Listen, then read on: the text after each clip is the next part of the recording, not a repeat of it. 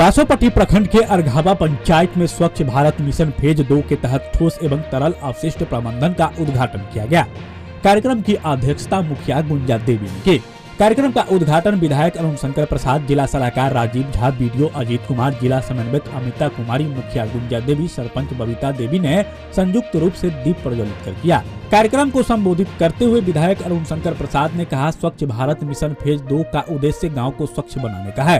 इस अभियान को सफल बनाने के लिए गांव के प्रत्येक व्यक्ति को जागरूक होने की जरूरत है। अपशिष्ट प्रबंधन के तहत गांव के प्रत्येक घर को 2 डस्टबिन दिया जाएगा, जिसमें घर के ठोस एवं तरल अपशिष्ट रखना है, जिसे स्वच्छाग्रहियों के द्वारा अपशिष्ट संग्रह कर केंद्र पर जमा कर समुचित निपटारा किया जाएगा, जिसके लिए प्रत्येक वार्ड में एक स्वच्छाग्रही का नियुक्ति किया गया है। कार्यक्रम का संचालन समाज सेवी बबलू शाह ने किया। मौके पर जीव सदस्य अरुण कुमार राम, मुखिया संघ के अध्यक्ष मदन पासवान, भाजपा अध्यक्ष जितेंद्र ठाकुर, हरिश्चंद्र शर्मा, डॉक्टर अनिल प्रसाद, रामू यादव, प्रमोद यादव, उप मुखिया अनिता नीलम, पंचायत सेवक सत्यनारायण झा, मुखिया पति संजय महतो, बेचू मंडल, सत्यनारायण दास, जरिया देवी, विवाह देवी, विनोद ठाकुर, कृष्णदेव यादव, लक्ष्मी यादव, रमेश यादव, जानकी यादव सहित सभी कर्मी व सैकड़ों ग्रामीण मौजूद रहे। जिला सलाहकार हम लोगों को इस विषय पर पूरी जानकारी देने के लिए यहाँ उपस्थित है श्री राजीव कुमार जी, और इसी विभाग के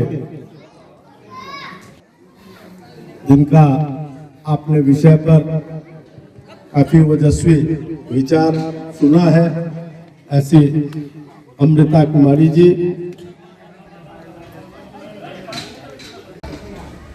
जो हमारा सनातन शाश्वत सांस्कृतिक विरासत था स्वच्छता, वो कहीं न कहीं औद्योगिकरण के कारण, शहरीकरण के कारण लुप्त हो गए, जिसका खामियाजा हम भुगतने लगे। जो परिवार का बजट होता था, जिसमें बहुत न्यूनतम अंश स्वास्थ्य के लिए होता था, वो बढ़ता गया और स्वच्छता पर हमारा बजट घटता गया। नतीजा हुआ कि हम रोगग्रस्त होने लगे। जिस प्रथम निरोगी काया की बात करने वाला ये देश, उसके अंतिम पादान पर चला गया अपना स्वास्थ्य, और उसका जो सबसे मूल कारण है वो स्वच्छता के कारण, स्वच्छता के अभाव में ये हुआ। जबकि हमारे यहाँ एक उत्सव दीपावली इसी कार्य विशेष के लिए होता है कि सालों भर जो कचरा मेरे घर में जमा होता है, उस सब को हम निकाल कर बाहर फेंकते हैं, पूरा घर को स्वच्छ बनाकर, दीप जलाकर और लक्ष्मी के आगमन की तैयारी करते हैं। यह हमारी सांस्कृतिक विरासत है, और इसको कहीं न कहीं हर धर्म, हर संप्रदाय के लोगों ने स्वीकार किया था। ये एक यूनिवर्सल ट्रूथ है, यह किसी संप्रदाय विशेष की भी बात नहीं है। कोई कुरान शरीफ का पाठ भी करता है तो वहां सबसे पहले वो सफाई पर ध्यान देता है कि वहां साफ जगह है कि नहीं, जहां हम पाठ करेंगे, जहां हम पढ़ेंगे। पाठशाला की सफाई, धर्मशाला की सफाई का चलन था हमारे यहाँ। उसके अलावा जब गर्मी का समय आता था, तालाब, कुआं का जिस समय हमारे यहाँ प्रचलन था, जिस समय ये हैंड पंप और वाटर सप्लाई की व्यवस्था नहीं थी, तो हम उसकी भी सफाई साल में एक बार करते थे। जुड़ शीतल आने वाला है, और उसके मिट्टी से दिन भर खेला करते थे लोग। खेल खेल में कुआं की सफाई, तालाब की सफाई हम कर जाते थे, और उसमें भी चूना डालते थे उस समय। बाद में ब्लीचिंग भी लोग डालकर उसकी सफाई करने लगा। अपने अगल बगल जो भी कीचड़ होता था उसको हटाकर फेंक देते थे हम लोग, और उसकी सफाई करते थे। ये हमारा स्वभाव में था। लेकिन जो चीज स्वभाव में था, उसको जब हमने खो दिया, तो सरकार को आज फिर से उस काम को करना पड़ा। हर चीज के लिए हम सरकार पर निर्भर होते जा रहे हैं।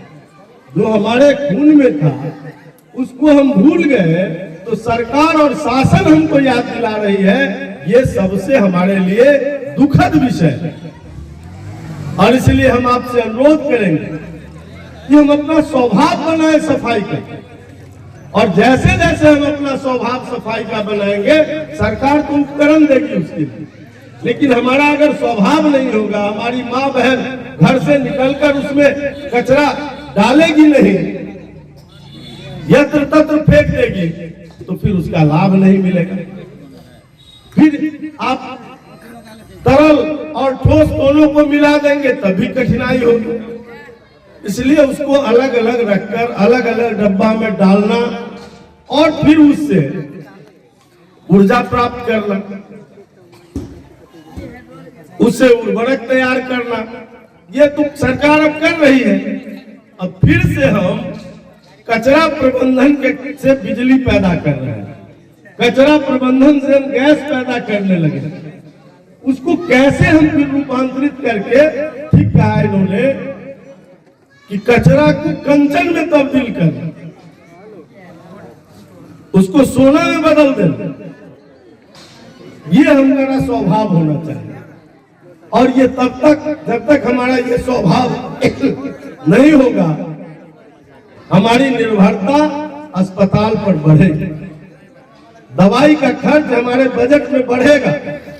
इसलिए अगर चाहते हैं स्वस्थ रहना, चाहते हैं अपने संततियों को स्वस्थ रहकर अच्छी शिक्षा देना, तो उसके लिए आवश्यक है कि घर की सफाई, घर के बाहर की सफाई का पूरा पूरा ध्यान रखना, और उसमें जितने स्वच्छता गृही है या स्वच्छता कर्मी है उनका सहयोग करते हुए, पहले हम समाज के अंदर हमारे जितने भी सेवा में लगे हुए लोग था, उनको हम हर उत्सव पर विशेष रूप से उनके लिए कुछ न कुछ करते थे कि उनका मनोबल कैसे बना रहेगा। उनको अपने घर बुलाना, उनको अपने यहाँ खिलाना, उनका स्वागत करना, ये जब तक हमारा स्वभाव बना रहा तब तक हमारी कठिनाइयां कमती रही।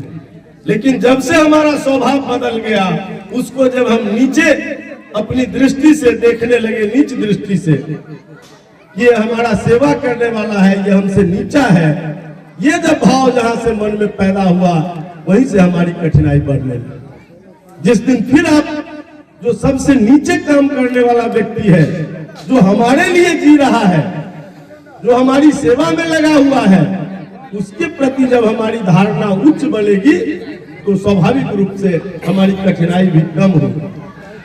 और यही कारण है कि जो सेवा करने वाला समाज था, जो सबसे ऊपर था, उसको हम सबसे नीचे देखने लगे। ये हमारा दृष्टिकोण में परिवर्तन हुआ कहे, और उसी परिवर्तन के कारण आज सरकार, चाहे वो भारत स्वच्छता मिशन हो भारत सरकार की ओर से, या लोहिया स्वच्छता अभियान हो बिहार सरकार की ओर से, 2014 में आदरणीय प्रधानमंत्री नरेंद्र मोदी जी ने 2 अक्टूबर गांधी जयंती के अवसर पर, चूंकि गांधी जी सबसे ज्यादा स्वच्छता पर बल देते थे, और इसलिए उनके जन्मदिन के अवसर पर इस अभियान की शुरुआत इस देश के अंदर किया।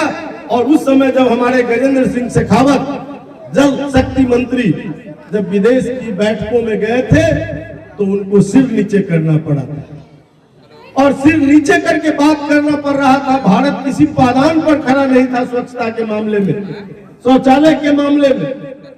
रोम अपने पतन के बाद उठ के खड़ा होकर शौचालय का निर्माण कर लिया था, लेकिन भारत जैसा सांस्कृतिक विरासत वाला देश कहीं न कहीं इस विषय को खोता चला जा रहा था। उन्होंने कहा कि मुझे 2019 तक का समय दीजिए, मैं अपने देश की जितनी कमियां हैं स्वच्छता के क्षेत्र में, उसको दूर कर फिर इसी बैठक में आकर अब आपके सामने सर उठाकर बोलूंगा कि अब हमारा देश ओडीएफ हो चुका है। और उन्होंने जब दूसरी बार हो गए, तो उनका सूचकांक में काफी ऊपर चला गया था भारत का नाम। और ये कहीं न कहीं जब हमारे देश के प्रतिनिधि विदेशों में जाते थे, तब उनका सिर झुक जाता था हम लोगों के कारण।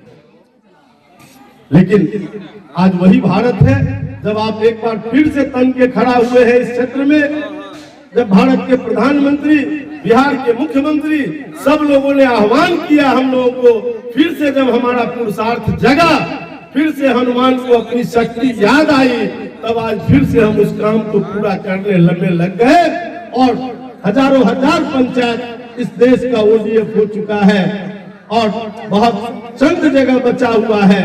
लेकिन आज भी दुख के साथ कहना पड़ रहा है कि बिहार जैसे राज्य में जब सर्वे आ रहा है भारत सरकार का, तो उसमें कहीं न कहीं हम 30%, 25% शौचालय विहीन परिवार आज भी है। उसका दो कारण, एक तो है कि समाज का विकास क्रमबद्ध तरीके से होता रहता है, परिवार बढ़ते रहता है और उसके कारण भी शौचालय की कमी होती है, जिसको पूरा करने के लिए ODF के बाद भी इस अभियान को चलाना पड़ता है। कभी कभी हमको लगता है कि ODF जब हो गया, 100% हो गया, तब कहां से फिर शौचालय क्यों बन रहा है? लेकिन ये बनने का कारण ये है कि जब कभी हम संयुक्त परिवार में थे, उसमें से 4 भाई अलग हुए, एक ही भाई के पास शौचालय रह गया, 4 भाई फिर से शौचालय विहीन हो गया, उसको भी फिर से शौचालय की आवश्यकता पड़ती है। इसलिए ये अनवरत चलने वाली योजना है और इसलिए सरकार इसमें लगातार अनुदान देती है, बल्कि अनुदान नहीं, पूरा पैसा देती है। 12,000 की राशि उपलब्ध कराती है। अगर हम शौचालय बनाकर उसका जियो टैग करवा देते हैं, बाकी प्रक्रिया पूरी कर लेते हैं। थोड़ी कठिनाई हो रही थी, मैं जानता हूँ इस प्रखंड में भी।